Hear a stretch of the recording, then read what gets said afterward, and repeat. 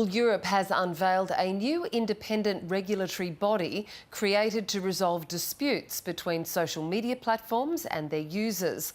The Dublin-based appeals centre was born out of the EU's mission to rebalance the scales of power when it comes to big tech and the public. Deutsche Welle correspondent Emily Leshner joins us now from Berlin. Hi there, Emily. Tell us about this regulatory body. What types of disputes is it going to review? Hi. Well, at the center are 25 online platforms that the European Commission has designated and search engines that it calls very large online platforms. And this is because they reach a threshold of at least 45 million active users per month. And this appeals center, as it's going to be called, is going to be responsible for reviewing and helping resolve appeals that are brought by European users against these types of social media companies. When these companies say that the user has violated their policy guidelines in some way. So say, for example, you post something on your YouTube account and the post and maybe even the entire account is taken down for what Meta says is a content violation policy. Right now, particularly if you're just a regular user and not somebody with a big online profile or an influencer, there isn't much recourse. You can put in an official complaint, but the process is pretty opaque. You could also go the legal route, which is costly and time consuming. So this is a way for the European Commission to try to give back some agency to the user who can appeal a decision made by a powerful social media company and have an independent review of that decision. And this appeal center is going to be made up of a team of human experts that are going to decide cases that relate to Facebook, to TikTok, and to YouTube just to start. The plan is that more social media platforms will be added to the process later. But this team of humans will have 90 days to review each case, and then they decide whether or not the decision made by the platform was consistent with their own policies. And as you mentioned, it's based in Dublin, where many of these tech companies have European headquarters.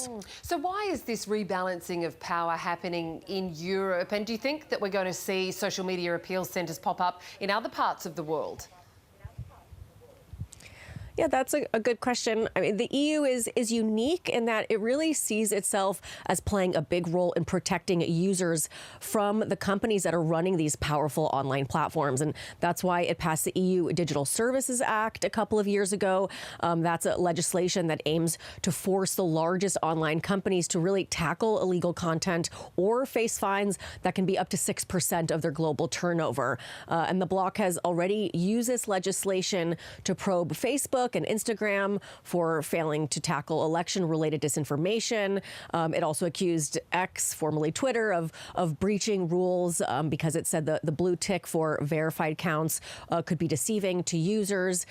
So establishing a dispute resolution mechanism like this one is kind of part of this legislation. And so we might see appeal centers pop up in other places, but I think first we'd have to see this kind of dedication to better protecting users the way the EU has put forth first.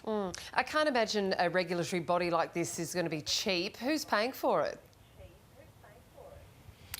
Yeah, well, to get it off the ground, it's going to be funded by a one-time 130 million euro grant paid for by the Oversight Board of Meta. So this is the internal board that takes a look at appeals processes within Meta, the company that owns Facebook, Instagram, and WhatsApp.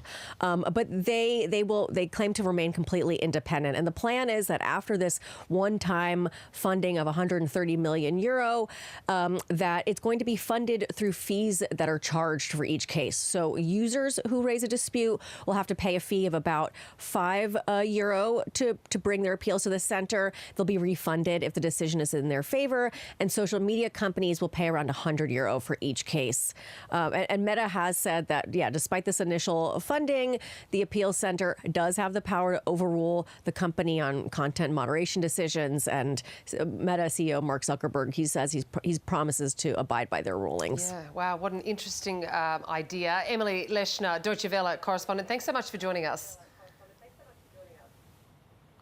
Let's take a quick look at tomorrow's weather now. A shower or two for Brisbane, mostly sunny in Sydney. Canberra